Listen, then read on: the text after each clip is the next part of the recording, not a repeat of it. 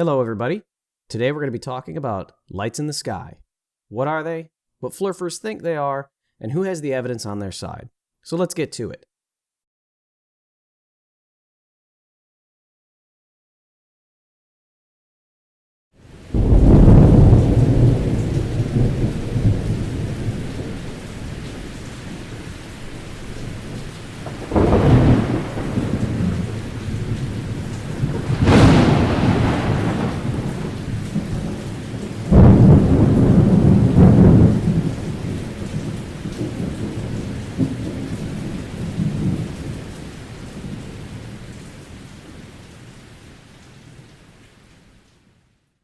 The first thing we need to talk about is global communication from the 1990s.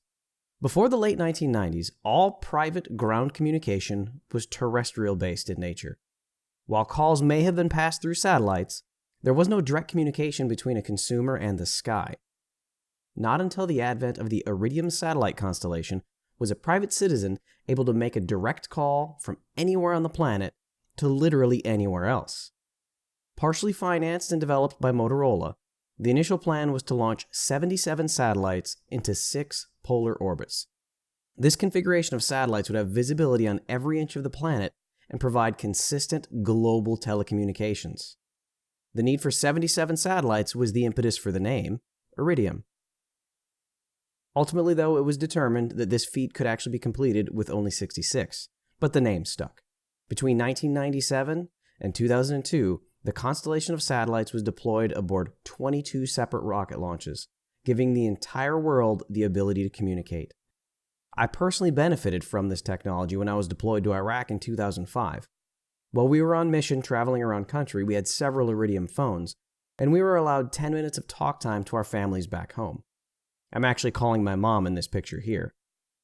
This is also the day that I learned that you should not call your mom while the base defense artillery was returning fire. Because no matter how much you tell her you're safe, the artillery firing in the background nullifies your comments. I'm sorry, Mom. So how does this story provide any evidence for the globe? Well, as most of you know, the flat Earth community denies space is real. The Iridium satellites are fake. You're making phone calls through towers, not satellites. Well, I can't really argue with that because I honestly don't have the data to support it. But there is something I do have. The Iridium satellites were unique in another way that was not predicted. The shape of these craft and their precision orientation that was required for consistent communication meant that they became literal beacons of light in the night.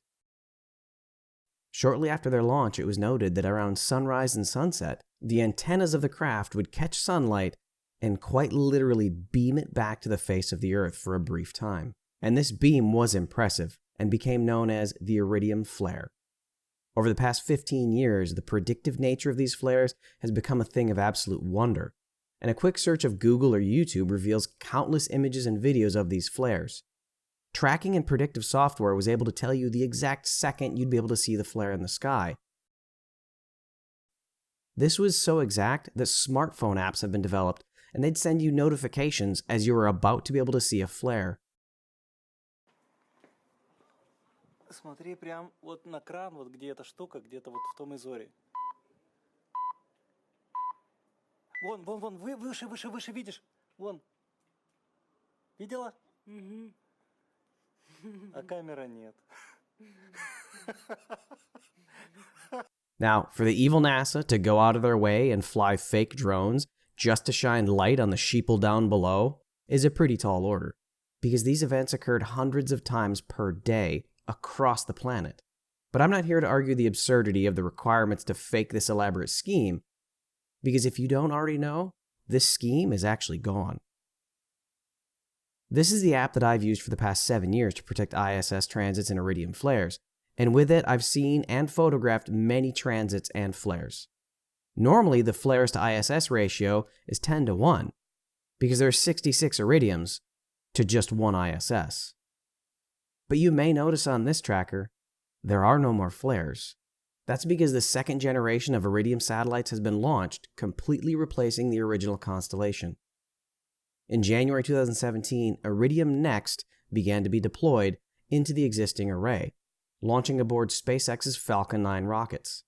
And as this new system came online, The old one was literally deorbited, sending 41 of the remaining functioning satellites to their fiery deaths in the atmosphere. But the unique structure of the original Iridium that caused these flares was not present in the new generation. Terrestrial viewers will no longer get this nightly light show from the skies. How does the Flat Earth explain something like this? Well, over the past 2 weeks, I've spent well over 20 hours reviewing video from Globebusters, Jaren, Sleeping Warrior, the Nathans, Mark Sargent, and many other science deniers, trying to figure out what they actually believe these lights in the sky are. Don't expect much, but here are the best answers I could find. Nobody seems to remember if the light that we call the International Space Station existed before the International Space Station. So perhaps whatever these luminaries are, they are appearing above us for a reason. And perhaps the elite know that another big one is coming, and they're going to have the story that there's another space station up there. You know, like the returning of the gods, or for lack of a better word. Now, I did not say that little lights can't go across the sky. They exist. I said orbiting metal expensive satellites don't exist. It's a scam on you and on me. A scam that makes them money. But just like I kind of put forward the hypothesis that, you know, when we see these ISS transits going in front of the sun and going in front of the moon, I honestly wonder if this goes back to some sort of holographic technology. If this is like a plane with some kind of camouflage thing, we don't know exactly what technology they are using to create this illusion of the supposedly real ISS up there. You know, Wolfie 6020 saying, oh, this is absolute proof positive, just like it says it will be, you know, the ISS transiting the sun. Big whoop. This, in my opinion, is NASA Project Bluebeam technology. No, that's an excellent question, because first off, we would say that anything you see in the sky are just pretty lights. Even if there is some craft in the sky, why I certainly do not believe people are in it, or that rockets launch people to it. They're not saying that what I see crossing the sun and moon is fake. I don't know what it is. Is it shaped like the ISS? Sure. Is it predicted by globe sites? Sure. But evidence is not proof, and I want to make sure people know what I am saying is suspect in my view. If the ISS or some craft is flying above my head and it can be mathematically scheduled and predicted, that is simply evidence, not proof. You can buy it, I don't. Get over it. Of course, that's just my opinion. Take it or leave it. As I always say, don't trust me. Do your own research. Go observe the ISS yourself, and then you decide. I remind you, as always, to do your own research, because when you do, you'll never again believe what you've been taught. Till next time, this has been Jarenism. Peace. You'll notice that none of these explanations are verifiable. And none came with any form of evidence. Just blind speculation. Blind speculation from the Flat Earth Brain Trust has brought us planes, pretty lights, holograms, and luminaries. Well, here's my question to these rocket scientists. Dearth, why are we able to predict when these luminaries would appear and when they would leave us? Does someone have insight or maybe direct communication with these ethereal beings? That would be impressive, if you could provide some evidence of it. Mark, what are the pretty lights? Literally, what are they? Pretty lights tells me nothing about what they actually are. Is it a hologram, a projection, or maybe a giant sky screen? And where is your evidence of this? Your ramblings are beginning to remind me of the insanity of Write the Hand. Globebusters, yep. Holograms, planes, and drones. Just like the hologram that Jaren filmed.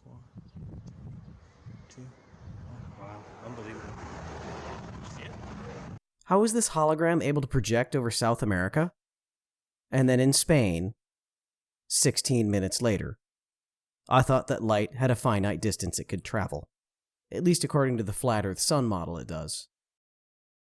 But then again, if it's a plane like Iru thinks, it's able to travel at 27,000 kilometers an hour. I'm a little surprised that something that shape could travel that fast.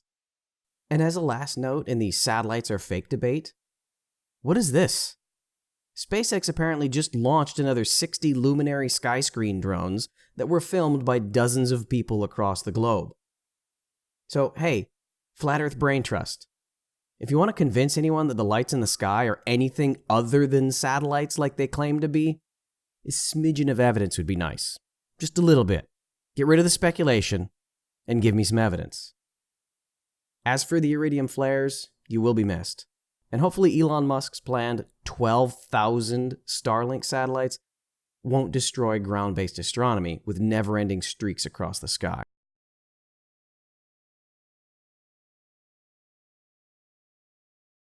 Thanks everybody for stopping by. I hope you learned something and found it entertaining.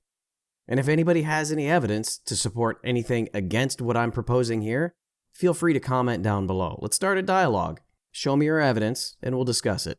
If not, guess what? Satellites are real.